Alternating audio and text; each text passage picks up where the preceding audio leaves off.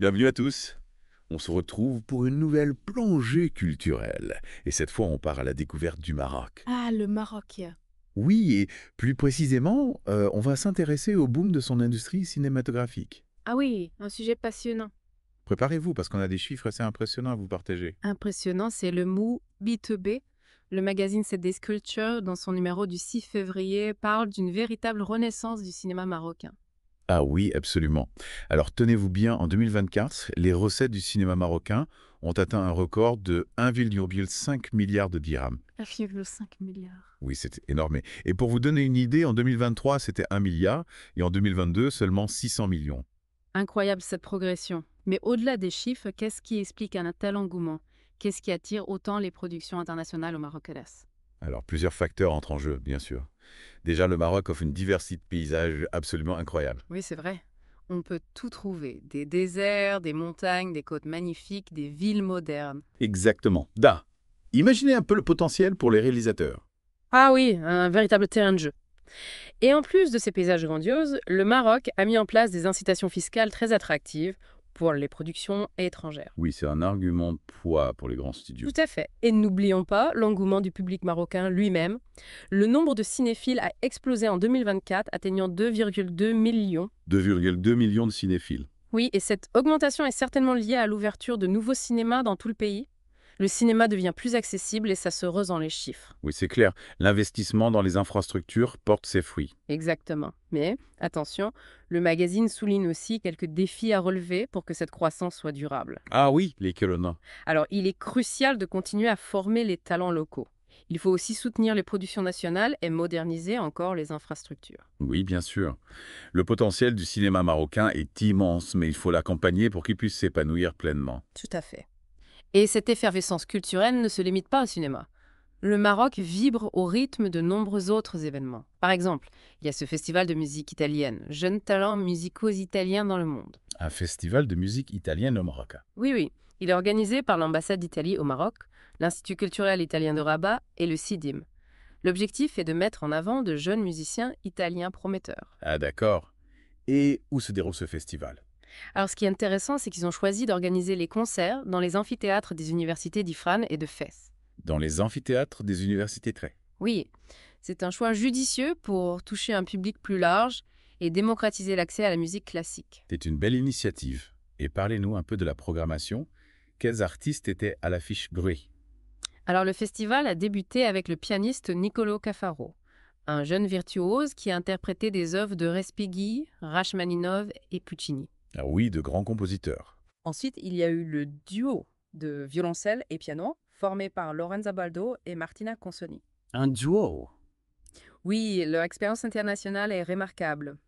Ils ont proposé un répertoire qui comprenait notamment du Schumann. Et la guitare était aussi à l'honneur.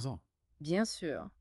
Le guitariste Stephen Masserano, formé à l'Académie musicale Chigiana, a fait voyager le public à travers les œuvres de maîtres italiens comme Giuliani et Paganini. Une belle diversité d'instruments et de compositeurs. Oui, absolument.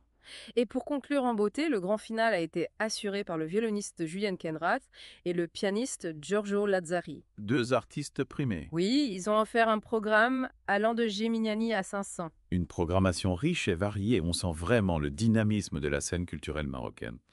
Il y a une véritable ouverture sur le monde, un désir de partager et de faire découvrir des talents internationaux. Absolument, ça s'y aime. Et le Maroc est également mis à l'honneur à l'international. L'émission de radio brésilienne Parlamentos do Mundo lui a consacré un épisode entier. Ah oui, Parlamento do Mundo. Oui, l'émission a exploré l'histoire parlementaire, lumière, sa diversité culturelle et son rôle stratégique dans le Maghreb. Un épisode entier consacré au Maroc. C'est une belle reconnaissance. Oui, le présentateur Yvan Godoy a souligné l'attrait du royaume, tandis que l'ambassadeur du Maroc au Brésil, Nabil Adgogui, a mis en avant le pluralisme politique et la tolérance religieuse du pays. Superbe. Et en parlant de reconnaissance, la 3e édition du Festival du livret africain de Marrakech, FLM, a également été un véritable succès. Ah oui, le FLM. Exactement. Cet événement qui s'est tenu au centre culturel, les Étoiles Jama El Fna, a rassemblé des écrivains et des intellectuels du Maroc. Et d'ailleurs. C'est un rendez-vous incontournable pour les amoureux de la littérature africaine. Absolument. Et le thème de cette année était particulièrement poignant. Ah oui, lequel âme? Le festival a mis à l'honneur les voix féminines en Afrique. Ah oui, j'avais entendu parler de ce choix thématique. Legal, excellente initiative pour donner plus de visibilité aux autrices africaines. Tout à fait. Des écrivaines de renom comme Ananda Devi et Christiane Taubira étaient présentes pour partager leurs réflexions et leurs expériences. 2 figures majeures de la littérature francophone. Oui, un choix fort et nécessaire pour donner plus de visibilité aux femmes écrivains africaines. Tout à fait. Les discussions ont abordé des thèmes importants tels que la mémoire africaine, la transmission culturelle et le féminisme. Le Maroc est décidément un carrefour culturel où se croisent les voix et les idées du monde entier. Exactement. On sent une véritable énergie créatrice, une soif de découverte et de partage qui est contagieuse. Et cette énergie se retrouve aussi dans d'autres événements culturels qui ont marqué l'actualité marocaine. Par exemple, l'exposition Quand la toile prend vie de Hint Kadihaman à la galerie Mohamed Kassimi de Fès. Ah oui, une artiste fascinante. Son travail explore la relation entre l'art et l'émotion à travers des œuvres réalisées sur tissu. Et son travail met en avant la femme et des références à la capitale spirituelle du Maroc. C'est ça. Ces toiles jouant sur les contrastes de lumière et d'ombre invitent à une interprétation personnelle. Magnifique. Et pour les amateurs de musique, Kamar Mansour sera en concert à l'Institut français de Tétouan. Ah oui, une artiste au style unique. Elle mélange rock, blues et pop, et ses compositions fusionnent tradition et modernité. J'ai entendu dire que son dernier titre, Ya Lemnia, est un véritable manifeste musical dénonçant les souffrances des femmes dans la société. C'est exact. Un titre puissant et engagé, chanté en darija et en amazie. Et pour les fans de musique plus classique, l'Orchestre symphonique royal rendra hommage à Frank Sinatra. Ah oui, avec le chanteur de jazz russe, Sergei Arkhipov. Oui, connu pour sa voix envoûtante. Imaginez les plus grands classiques de Sinatra interprétés par un orchestre symphonique. Un événement à ne pas manquer pour tous les mélomanes d'Antar. Et pour finir, une nouveauté littéraire a retenu notre attention. Le livre L'art de rêver, l'imaginaire et sa force au Maroc, écrit par Adnan Benchakro. Ah oui, un livre fascinant. Il explore la puissance de l'imaginaire dans la culture marocaine à travers ses contes, son art et son influence sur la jeunesse. L'auteur voit l'imaginaire comme un moteur d'émancipation et de transformation sociale, n'est-ce pas? Tout à fait. Il encourage la créativité et l'innovation comme levier de progrès pour le Maroc. Avant de plonger plus en profondeur dans ce livre, qu'est-ce qui vous a le plus marqué dans ce panorama culturel marocain d'or? Ce qui me fascine, c'est de voir comment le Maroc s'affirme sur la scène internationale, attire les productions du monde entier tout en cultivant son propre dynamisme culturel. L'essor du cinéma en est un exemple frappant, mais on voit aussi dans d'autres domaines comme la musique, la littérature, les arts plastiques. C'est vrai, on sent une énergie incroyable, une envie de créer, de partager, de faire rayonner la culture marocaine. Et c'est contagieux. Qu'en pensez-vous? Absolument. Ce qui est frappant, c'est la diversité des initiatives culturelles au Maroc.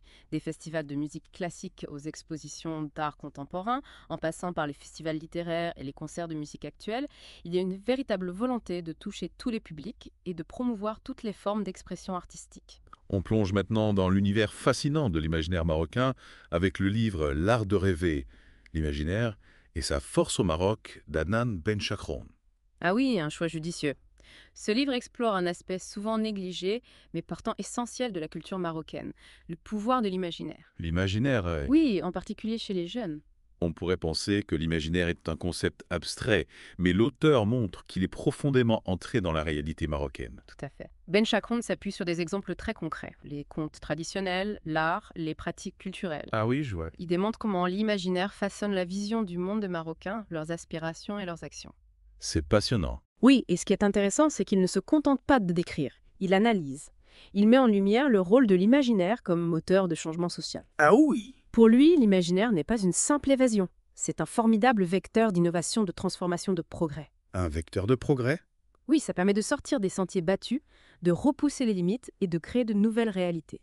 Un message particulièrement pertinent pour la jeunesse marocaine qui aspire à un avenir meilleur et qui a soif de changement. Exactement. Le livre met en avant la capacité de la jeunesse à imaginer un avenir différent et se mobiliser pour le construire. Mais comment cultiver cette créativité, cette force d'imagination, surtout face aux obstacles et aux difficultés? Benchakroun insiste sur l'importance de l'éducation.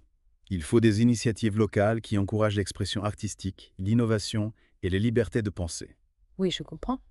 Il plaide pour un environnement qui favorise l'épanouissement des talents et des idées. Un appel à libérer les esprits, à oser rêver, à croire en la force de l'imagination pour bâtir un avenir meilleur. Et ce qui rend son propos si pertinent, c'est qu'il est ancré dans la réalité marocaine. Il ne s'agit pas d'un discours idéaliste déconnecté du contexte. Oui, c'est important. Ben Chakroun reconnaît les défis, mais il met en avant les ressources et le potentiel du Maroc. C'est ce qui rend son analyse si puissante.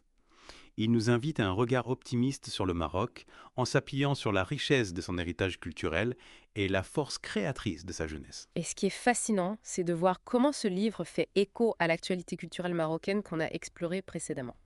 L'essor du cinéma, les festivals de musique, les expositions d'art. Tout cela témoigne d'une effervescence créative, d'une volonté de repousser les frontières et d'explorer de nouveaux horizons. Tout à fait. On dirait que le Maroc vit une véritable renaissance culturelle portée par cette énergie créatrice que Ben Chakroun met en lumière dans son livre. Et cette dynamique culturelle s'accompagne d'une ouverture sur le monde d'un dialogue interculturel enrichissant. On l'a vu avec le Festival de musique italienne, l'émission brésilienne qui mettait en avant le Maroc, le Festival du livre africain qui réunissait des auteurs de différents horizons. C'est une belle illustration de la capacité du Maroc à s'enrichir des influences extérieures tout en affirmant sa propre identité, sa propre voix. Exactement. Le Maroc se positionne comme un véritable carrefour culturel, un lieu de rencontre, de partage et d'inspiration. Que peut-on retenir de cette plongée dans l'imaginaire marocain ? Le message principal est que l'imagination est une force puissante, un moteur de changement, une source d'inspiration. Oui. Et le Maroc, avec son héritage culturel riche et diversifié, a un potentiel énorme à exploiter dans ce domaine. L'imaginaire est une ressource précieuse qu'il faut cultiver, encourager et soutenir pour qu'elle puisse s'exprimer pleinement.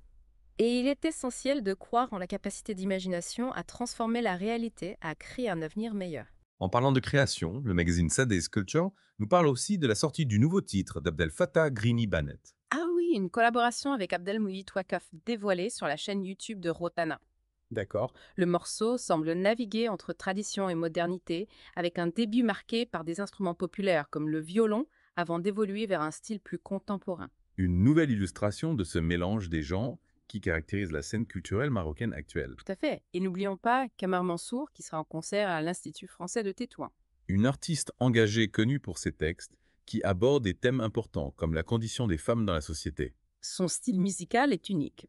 Un mélange de rock de blues et de pop, avec des touches traditionnelles marocaines.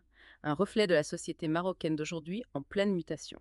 Et pour les amateurs de musique classique, l'Orchestre symphonique royal rendra hommage à Frank Sinatra avec la participation du chanteur de jazz russe, Sergei Arkhipov. Un concert qui promet d'être grandiose. Imaginez les plus grands classiques de Sinatra interprétés par un orchestre symphonique. Des frissons garantissent.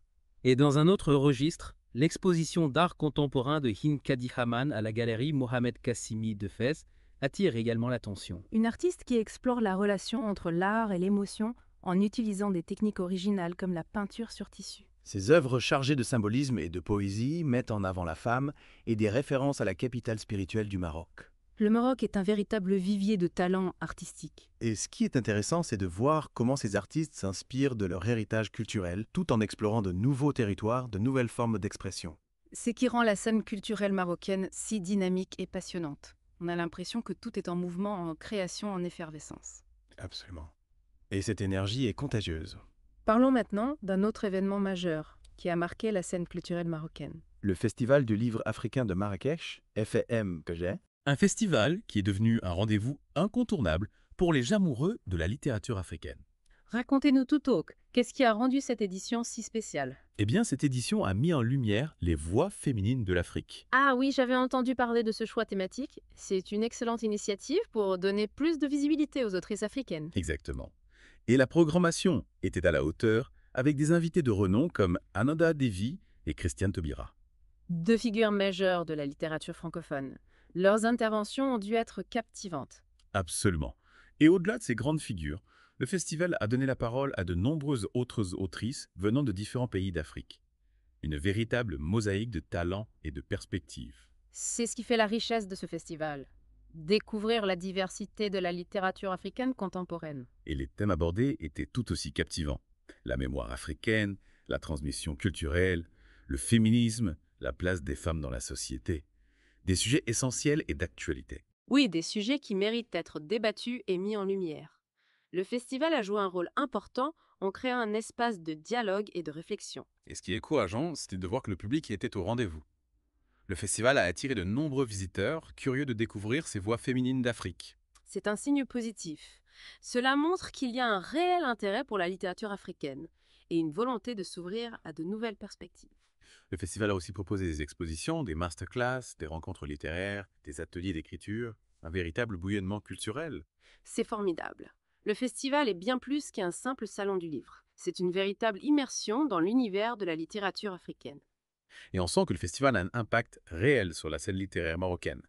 Il contribue à promouvoir la lecture, à encourager les jeunes auteurs et créer un écosystème favorable à la création littéraire. Le Maroc a vraiment un rôle important à jouer dans le rayonnement de la littérature africaine. Et ce qui est beau, c'est de voir comment la culture devient un vecteur de dialogue et de rapprochement entre les peuples. Le Festival du livre africain de Marrakech est un parfait exemple de ce dialogue interculturel si précieux aujourd'hui. On arrive à la fin de notre exploration culturelle au Maroc. Qu'est-ce que vous retenez de cette plongée fascinante? Le Maroc est un pays en pleine effervescence bouillonnant d'énergie créatrice. Il y a une volonté de faire rayonner la culture marocaine tout en restant ouvert aux influences extérieures. Un pays qui s'affirme tout en restant ouvert au dialogue qui puise dans son héritage pour se projeter vers l'avenir. Et ce qui est inspirant, c'est de voir comment la culture devient un moteur de changement social, un vecteur d'émancipation, un outil pour construire un avenir meilleur. Un message fort et porteur d'espoir. Et avant de nous quitter, en quoi cette exploration culturelle vous a-t-elle personnellement touché? Ce qui m'a marqué, c'est la vitalité de la scène artistique marocaine. Il y a une énergie incroyable, une envie de créer, d'expérimenter, de repousser les limites. Et cette énergie est communicative. On ressort de cette exploration avec une envie irrésistible de découvrir le Maroc, de s'immerger dans sa culture et de se laisser surprendre par sa beauté et sa richesse. Et surtout, on ressort avec la conviction que la culture est une force puissante, capable de transformer les individus et les sociétés. Merci de nous avoir accompagnés dans cette plongée au cœur du Maroc. On espère que vous avez apprécié le voyage et qu'il vous a donné envie d'en savoir plus. À bientôt pour une nouvelle exploration